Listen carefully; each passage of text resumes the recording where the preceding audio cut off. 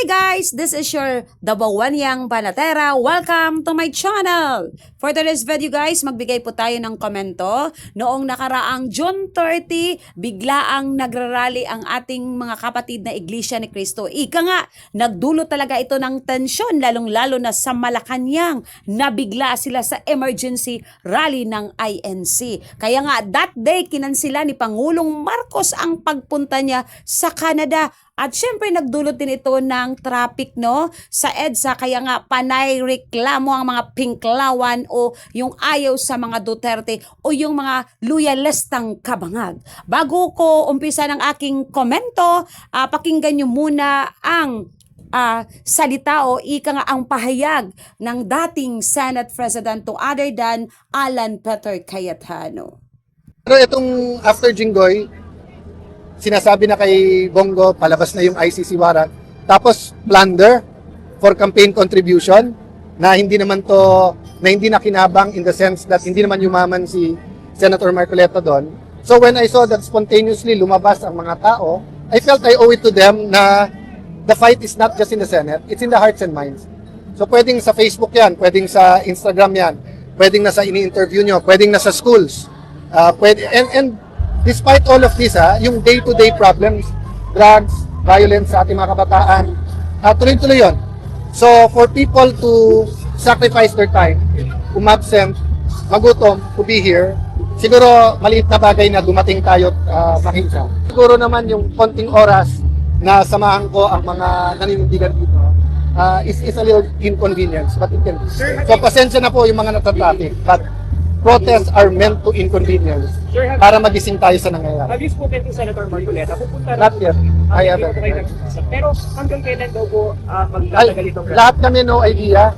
So actually since this morning, two different channels, nagpapaabot ako until nung nagla-lunch ako, another common friend ang nagsabing, you're welcome to come. I think sumagot one si Senator Marcoleta na parang nagtanong yung isa kong friend, paano kami tutulong siya? Nang sinabi lang padala ng tubig.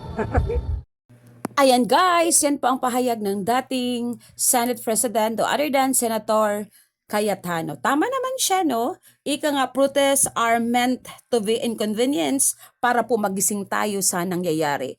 At maraming salamat sa INC dahil sila yung napapakita ng tapang, no? Malasakit para sa bansa at hindi natatakot, no? Sa kasalukuyang administration. Ika nga, libo-libong membro ng Iglesia ni Cristo ay biglang nagrally sa EDSA para makikiisa kay Senator Marcolita laban sa korupsyon, no? Tungkol sa flood control. Matapos na magdeklara itong si Ombudsman Boying Rimulya na pag-aaresto kay Senator Marcolita, biglang nagalit ang INC, kaya ayon, nagkaroon ng emergency rally noong June 30 na talagang nagdulot talaga ito ng atensyon, no? Lalo na sa Malacanang, no?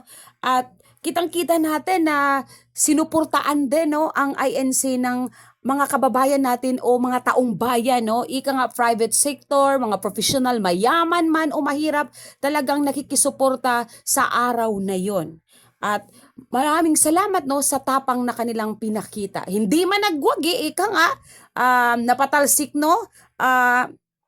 Ang mga buayang walang kabusugan, pero ika nga nagmarka na to sa kanila, di ba? Kaya anyways, ulan na nga, no, hanap mo na ako ng masisilungan. Dito ako sa Magsaysay Park. Ito po yung 11 tribes, no? Bahay kubo ng 11 tribes. Dito po, no, nakalagay sa Magsaysay Park. Akyat muna ako, no, sa taas para matuloy ko ang aking komento. Ayan po, guys.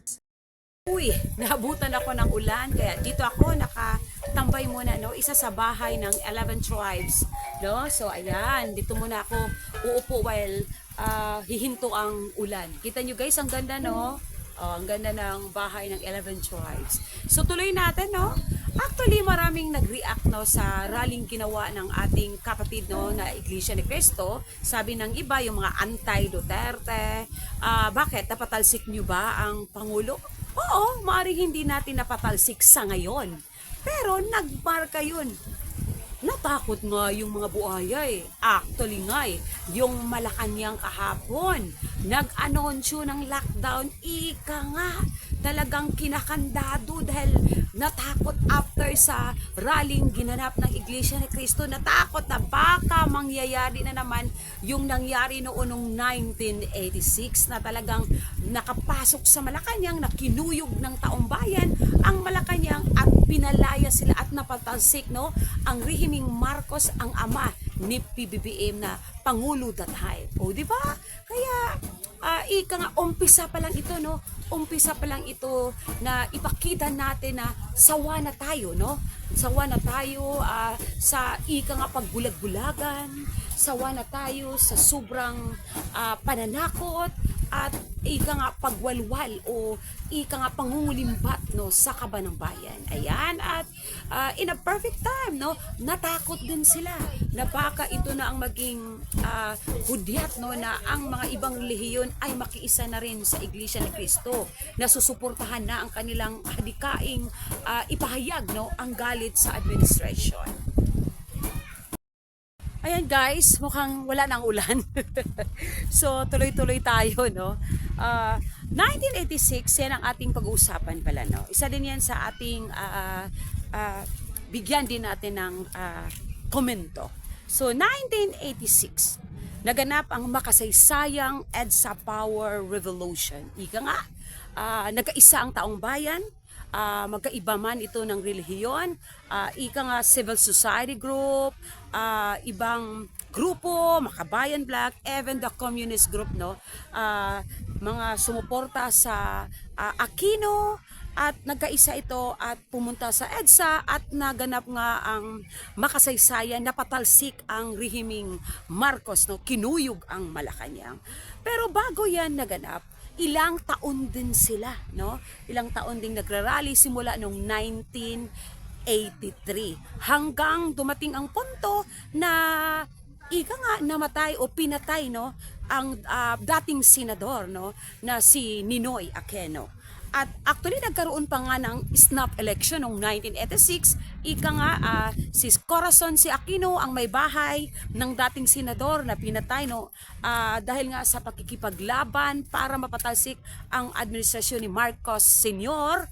ay ito yung ika nga ang taong bayan sinigaw na tumakbo ka. Yan, tumakbo siya na ika nga katapat ito ng dating Pangulong Ferdinand Marcos Sr. Sa totoo lang nanalo pa nga si Marcos that time, kasi dinaya yung election. At talagang dinaya talaga, no, nanalo siya, kaya lang hindi ito nagustuhan ng taong bayan, nagkakagulo na. At meron ding mga ika nga mga nagtatrabaho sa COMELEC na nakonsensya, no, na talagang sinabi ang katotohanan na may dayaan talaga sa election. Kaya naganap yung makasaysayan na hindi talaga makakalimutan ng mga Marcos nung kinuyog sila ng taong bayan, pinalayas, no, at nagtagumpay ang taong bayan na pasok ang Malacanang. Dahil doon na time ay bumigay na rin yung mga sundalo, ika nga mas pinili na nila ang taong bayan kaysa magiging sunod-sunuran sa administrasyon sa panahon ni Marcos Sr. So it's possible, no, na mangyari din ito, no, na sa in a perfect time na pag makita na talaga ng mga kasundaluhan, pulis, no, na talagang ang taong bayan ay galit na galit na. Ito na tayo, no, bumalik ako sa proyekto ni Tatay Digong. Sarap pagmasdan, makikita mo talagang tunay na may puso at may malasakit si Tatay Digong. Pero kahit sa proyekto niya makikita kung gaano katibay, kasolid. Ayan guys, ayan. So, definitely 2028 baka pwede na itong madaanan. So, ayan po guys, huwag tayong mawala ng pag-asa, no, na makamit din ng hustisya ng taong bayan, na mapatalsik natin ang mga namumunong mga buaya, no, na ika nga inaabuso na tayo, no. So, nakakalungkot isipin, di ba, kung sino yung involved sa corruption. Ayahay si Romualdez, ayahay si Saldico, di ba, nasa ibang bansa na nagtatago. Yung mga lumalaban sa corruption, yun pa ang pinapakulong, katulad ni Senator Marcolita. So ayan po guys, no, tuloy-tuloy na tayo sa ating pagdarasal na magwagi talaga ang taong bayan. Ika nga, God save the Philippines. So sa hindi pa nakapag-subscribe ng aking channel, baka naman pa-subscribe naman, Mami Iza and Isaac Vlog. So sa ngayon magbababay muna ako dahil ayan guys, kita nyo, ulan na talaga. Bumalik na naman ang ulan. So bye-bye!